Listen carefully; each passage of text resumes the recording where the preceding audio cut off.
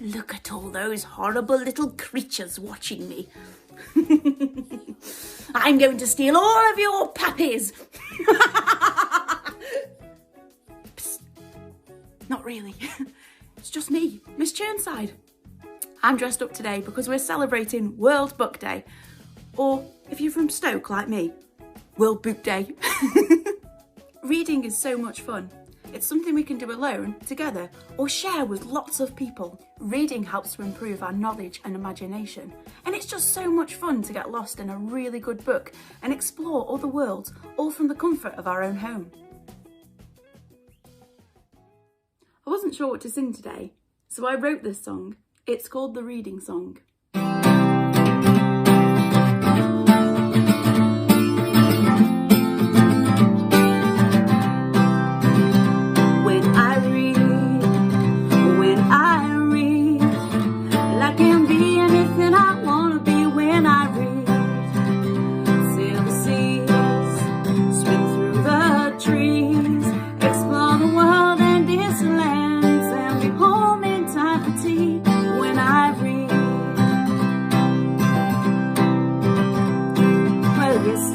I went to space and walked on the moon. Flew a plane in World War II and saw how much room there was on the broom. Today I think I'll make some medicine with George, do some magic with Matilda, and find more stories to gorge. 'Cause when I read, I can be anything I want to be when I read. Sail the seas, swim through the trees, explore the world and distant lands, and be home in time for tea when I read. Oh, causing trouble with Tracy Beaker, casting spells with Harry and Ron, finding myself in terrible danger, shut the book and it is gone. I learn, I laugh, I love with every page that I turn, but when we read together, the precious memories I earn. 'Cause when I read, I can be anything I want to be when I read. Sail the seas, swim through the trees, explore the moon and distant lands, and make it home in time for tea when I read. Explore the world and distant lands, and make it home in time for tea when I read.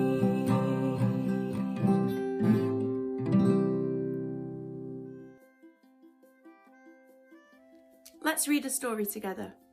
This book is called Bats at the Library, and it's by Brian Lies. Another inky evening's here. The air is cool and calm and clear. We feasted, fluttered, swooped and soared, and yet we're still a little bored. All this sadness leaves us blue and makes us ache for something new. The word spreads quickly from afar. A window has been left ajar. Can it be true? Oh, can it be? Yes, it's bat night at the library. The sky is lively as we race together toward our favourite place. Eager wings beat autumn air. Look, that's it. We're almost there. Then squeeze together wing to wing, we rocket through the opening. We've waited for this night all year, but this is it at last. We're here. For most old bats, this isn't new. They've got lots of things to do. They flutter off and lose themselves among the books lined up on the shelves. Other bats in munchy moods will study guides to fancy foods, or hang out by lamp instead to talk about the books they've read. But little bats will have to learn the reason that we must return. The ones who haven't come before have no idea what's in store. Some of them will drift away and figure out a game to play, like shaping shadows on the wall or wingtip tag around the hall.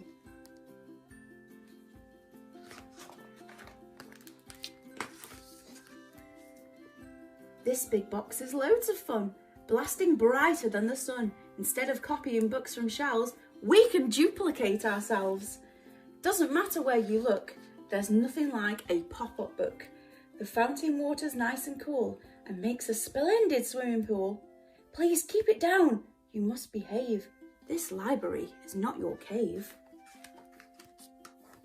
It's hard to settle down and read when life flits by at dizzy speed, but story time is just the thing to rest a play-exhausted wing. And if we listen, we will hear some distant voices drawing near. Louder, louder, louder still, they coax and pull us in until everyone, old bat or pup, has been completely swallowed up and lives inside a book instead of simply hearing something read.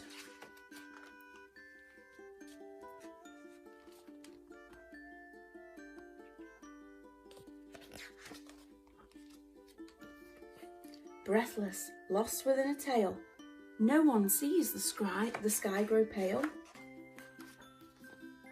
What is that light? A lamp? The moon? Our book feast can't end so soon. It feels as though we've only just begun, but now we'll leave our books half done. Through the window into the sky, it's much too late, we've got to fly, but maybe a librarian will give us bats this chance again and leave a window open wide to let us share the world inside. For now we'll dream of things we've read, a universe inside each head. Every evening, one and all, we'll listen for that late night call. Can it be true? Or can it be? Yes, it's bat night at the library. When I woke up this morning, I'd received a very important letter in the post. Here it is. It was from the Queen. Listen. I need your help. I've lost my best flag which goes on top of the palace. I've searched for it everywhere, but I cannot find it. The Prime Minister said you might be able to help because you are a very good magician. I was going to ask Harry Potter, who I believe is quite good, but Boris said that you were better.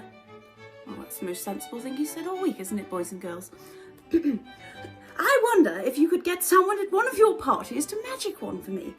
I would then be extremely pleased. I might even make you a dame. Lots of love, Her Majesty, the Queen. Well, we've got to help her, haven't we? And let's just have a look at this picture. Now, the flag is red, white and blue.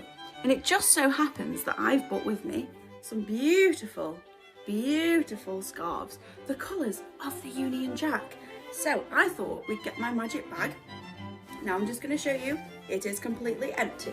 And I thought we could pop them inside my magic bag and try and do a magic spell for the Queen. Are we ready? Abracadabra, fish and chips. And we have 3 scarves. It hasn't worked.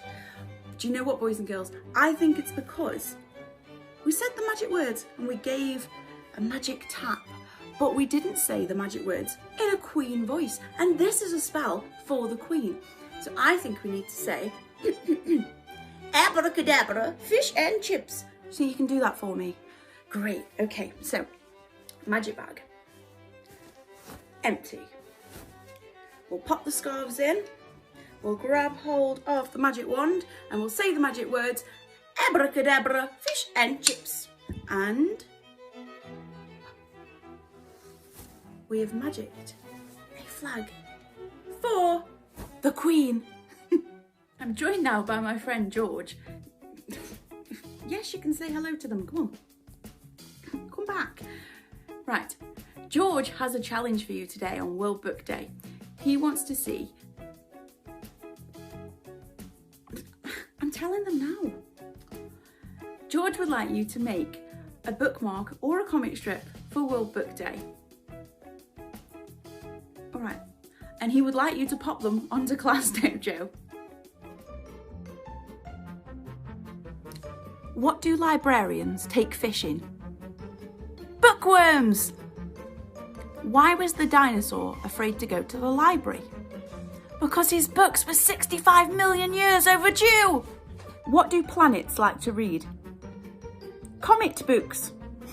Why does the elephant use her trunk as a bookmark? So she knows where she stopped reading. As it's World Book Day, I thought we'd read 2 stories today. And this is another library themed book. It's called Library Lion and it's by Michelle Knudsen. One day, a lion came to the library. He walked right past the criculation desk and up onto the stacks. Mr. McBee ran down the hall to the head librarian's office. "Miss Merriweather," he called. "No running," said Miss Merriweather without looking up. But there's a lion," said Mr. McBee, "in the library." "Is he breaking any rules?" asked Miss Merriweather. She was very particular about rule breaking. "Well, no," said Mr. McBee. "Not really."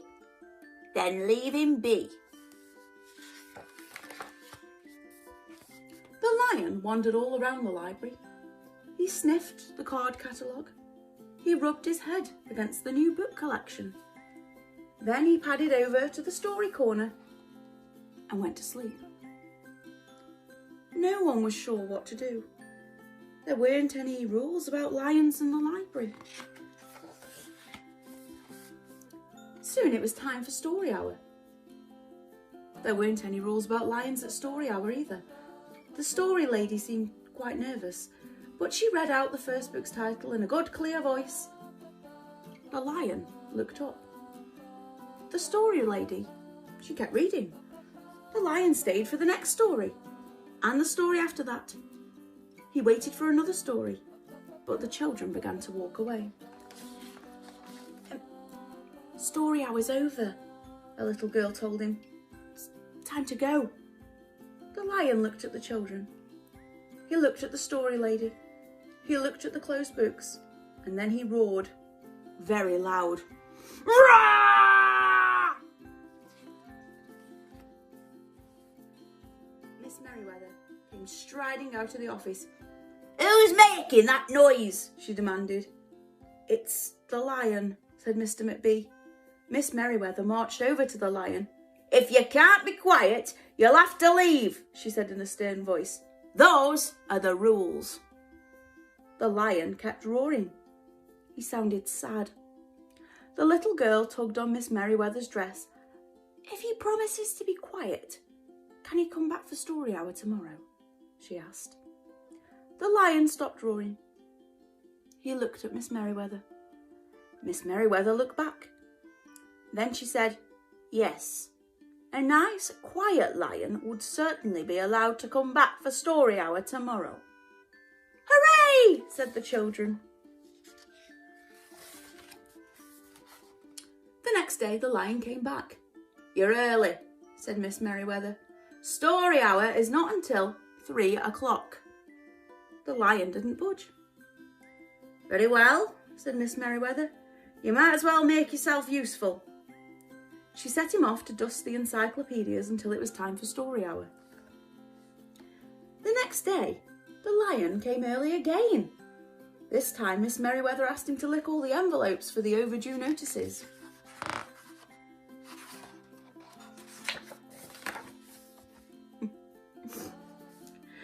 Soon, the lion began doing things without being asked.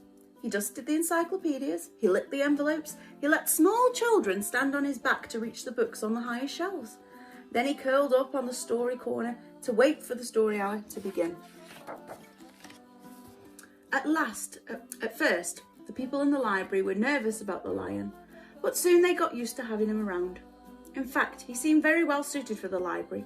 His big feet were quiet on the library floor. He made a comfy backrest for the children at story hour, and he never roared in the library anymore. "What a helpful lion," people said. They patted his soft head as he walked by. "How did we ever get along without him?" Mr. McBee scowled when he heard that. They'd always gotten along fine before. No lions were needed. Lions, he thought, could not understand rules. They did not belong in the library.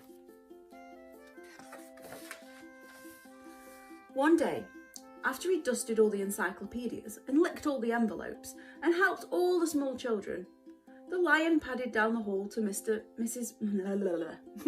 Get it right, Miss Chirnside? Miss Merriweather's office to see what else there was to do. There was still some time left before story hour. "Hello, Lion," said Miss Merriweather. "I know something you can do. You can bring a book back into the stacks for me. Let me just get it down from the shelf." Miss Merriweather stepped up onto the stool. The book was just out of reach. Miss Merriweather stood on her toes. She stretched out her fingers. "Almost there," she said. Then Miss Merriweather stretched a little too far. "Ouch!" said Miss Merriweather softly. She did not get up. "Mr. McBee!" she called after a minute. "Mr. McBee!" But Mr. McBee was at the circulation desk. He didn't hear her calling. "Lion," said Miss Merriweather, "please go and get Mr. McBee." The lion ran down the hall. "No running," said Miss McBee after him. He put his big front paws on the circulation desk and looked at Mr. McBee. "Go away, Lion," said Mr. McBee. "I'm busy." The lion whined. He pointed his nose down the hall toward where Miss Merriweather's office was. Mr. McBee ignored him. Finally, the lion did the only thing he could think of to do. He looked at Mr. McBee right in the eye. Then he opened his mouth very wide, and he roared the loudest roar he had ever roared in his life. Roar! Mr. McBee gasped. "You're not being quiet," he said to the lion. "You're breaking the rules."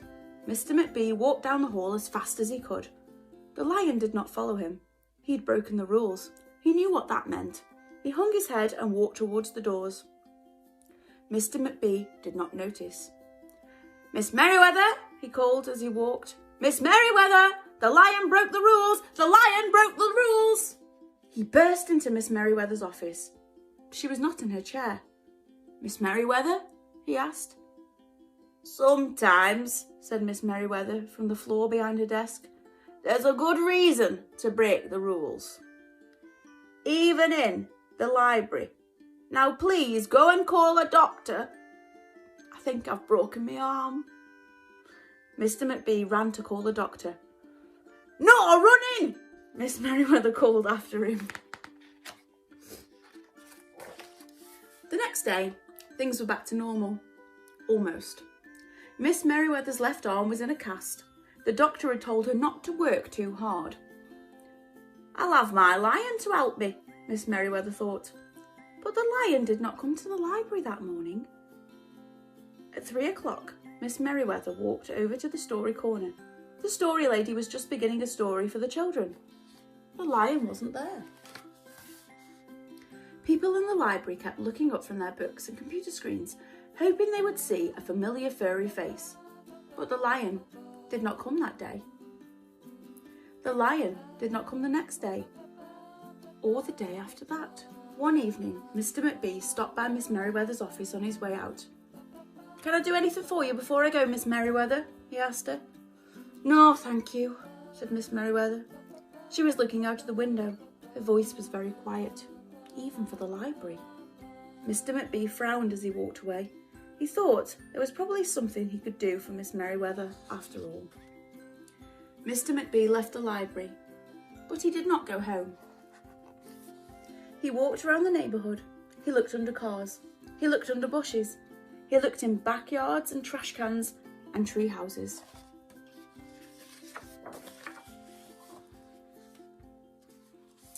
Finally, he circled all the way back to the library. The lion was sitting outside, looking in through the glass doors. "Hello, lion," said Mr. McBee. The lion did not turn round. "I thought you might like to know," said Mr. McBee, "that there's a new rule at the library. No roaring allowed, unless you have a very good reason. Say if you were trying to help a friend who's been hurt, for example." The lion's ears twitched. He turned around, but Mr. McBee was already walking away. The next day, Mr. McBee walked down the hall to Miss Merriweather's office. "What is it, Mr. McBee?" asked Miss Merriweather in a new, sad, quiet voice. "I thought you might like to know," said Mr. McBee, "that there's a lion in the library." Miss Merriweather jumped up from her chair and ran down the hall. Mr. McBee smiled. "No running!" he called after her. Miss Merriweather didn't listen. Sometimes there was a good reason to break the rules, even in the library. Thank you so much for watching, darlings. I hope you've had a magical World Book Day. Until next time, goodbye. Make sure I don't steal your puppies.